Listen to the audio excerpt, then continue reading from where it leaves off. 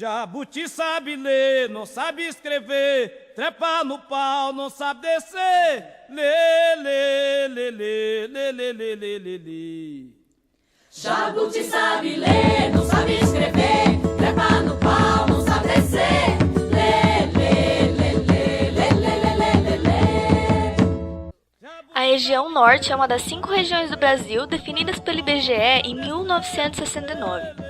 Sua extensão territorial corresponde a 42,27% do território brasileiro e sua população é estimada a 16,3 milhões de habitantes. É formada por 7 estados: Acre. O Acre existe mesmo, pessoal. Alguém duvidava? Ele acaba de ganhar o seu primeiro shopping center na capital do estado. Não. Amapá, Amazonas, Pará, Rondônia, Roraima e Tocantins.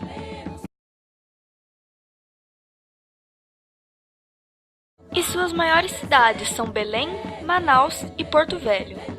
O clima predominante na região é o equatorial, marcado pela grande quantidade de chuvas e elevadas temperaturas. O norte do país apresenta ainda a maior bacia hidrográfica do mundo, a Amazônica, formada pelo rio Amazonas e seus milhares de afluentes. Entretanto, o grande destaque da região é a vegetação. Além da presença do mangue, de alguns pontos de cerrado e de matas de galerias, existe a Amazônia, um dos mais importantes ecossistemas do planeta. A floresta abrange outros 9 países da América do Sul, mas sua maior parte encontra-se em território brasileiro. A Amazônia caracteriza-se por ser uma floresta densa, úmida, latifoliada e rica em biodiversidade. Uma em cada 10 espécies conhecidas vive na floresta. A região é o lar de cerca de 2,5 milhões de espécies de insetos, 40 mil espécies de plantas e cerca de 2 mil aves e mamíferos, além de peixes, répteis e anfíbios.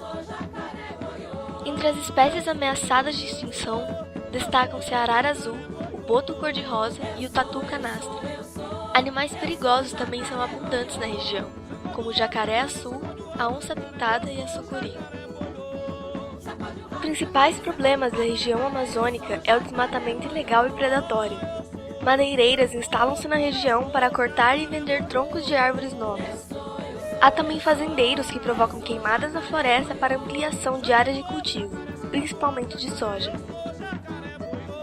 Estes 2 problemas preocupam cientistas e ambientalistas, pois em pouco tempo podem provocar um desequilíbrio no ecossistema da região, colocando em risco a floresta.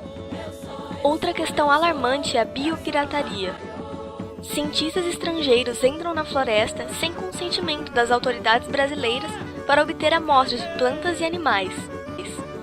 Além disso, com a descoberta de ouro na região, principalmente no estado do Pará, muitos rios estão sendo contaminados com o mercúrio utilizado no garimpo, provocando a morte dos peixes. Grande parte dos índios brasileiros ocupam a região norte do país. De acordo com o IBGE, cerca de 306 mil indígenas vivem na Amazônia. Algumas das principais tribos são as dos índios Nambiquara, Yanomami, Xerente e Carajá. Ao longo do tempo, muitos grupos se dissolveram e seus membros passaram a viver e trabalhar em cidades como Belém e Manaus. Existem ainda as tribos que estão em contato com a cultura externa, mas que mantêm seus costumes vivendo de caça, pesca, extrativismo vegetal e agricultura. Um caso mais raro é o das tribos isoladas na Amazônia, que não possuem qualquer contato com as outras tribos e com o homem branco. Este povo vive da mesma forma que seus antepassados séculos atrás. Embora grande parte dos indígenas da Amazônia tenha suas terras demarcadas e protegidas por lei, eles ainda sofrem com a presença de garimpos. Outro problema é a construção de rodovias e o avanço da agropecuária de grande porte.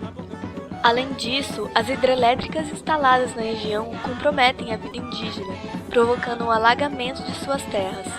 Isso vem motivando uma série de protestos contra a instalação da usina de Belo Monte, no estado do Pará. Com base em evidências arqueológicas de uma escavação em Caverna da Pedra Pintada, habitantes humanos se estabeleceram na região amazônica pelo menos há 11.200 anos atrás. Durante muito tempo, pensou-se que a floresta amazônica havia sido sempre pouco povoada, já que seria impossível sustentar uma grande população através da agricultura, devido à pobreza do solo da região. A arqueóloga Beth Meggers foi uma importante defensora dessa ideia, tal como descrita em seu livro Amazônia, Homem e Cultura em um Paraíso Falsificado. Ela alegou que em uma densidade populacional de 0,2 habitantes por quilômetro quadrado era o máximo que poderia ser sustentado pela floresta tropical através da caça, sendo a agricultura necessário para acolher uma população maior. No entanto, recentes descobertas antropológicas têm sugerido que a região amazônica realmente chegou a ser densamente povoada. Cerca de 5 milhões de pessoas podem ter vivido na Amazônia no ano de 1500, divididos entre densos assentamentos costeiros, tais como em Marajó, e moradores do interior. Em 1900, a população tinha caído para 1 milhão, e no início dos anos de 1980 era inferior a 200 mil pessoas. O primeiro europeu a percorrer o comprimento do rio Amazonas foi o espanhol Francisco de Orellana em 1542. O programa Unnatural Stories da BBC apresenta evidências de que Orellana, ao invés de exagerar em seus relatos, como se pensava anteriormente, estava correto em suas observações de que uma civilização complexa estava florescendo ao longo da Amazônia na década de 1542. Acreditava-se que a civilização mais tarde foi devastada pela propagação de doenças provenientes da Europa, como a varíola. Desde os anos de 1970, vários geoglifos foram descobertos em terras desmatadas, datados entre o ano 0 e 1250, impulsionando alegações sobre civilizações pré-colombianas. Em 1920, Alceu Ranzi, geógrafo brasileiro, é acreditado pela primeira vez descoberta de geoglifos quando sobrevoava o estado do Acre. A rede BBC apresentou provas de que a floresta amazônica, em vez de ser uma selva virgem, foi moldada pelos humanos há pelo menos 11 mil anos, através de práticas como jardinagem florestal e a terra preta, que é um solo escuro, fértil e proveniente da ação humana. Acredita-se que esse tipo de técnica agrícola envolvia uma combinação de carvão vegetal, cerâmica e matéria orgânica.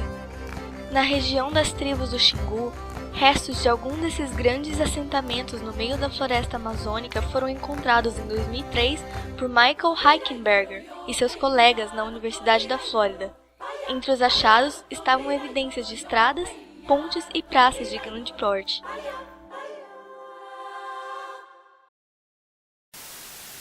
Chocolate? Você disse chocolate? Sim, senhor! Com ou sem nozes? Chocolate! Chocolate! Chocolate!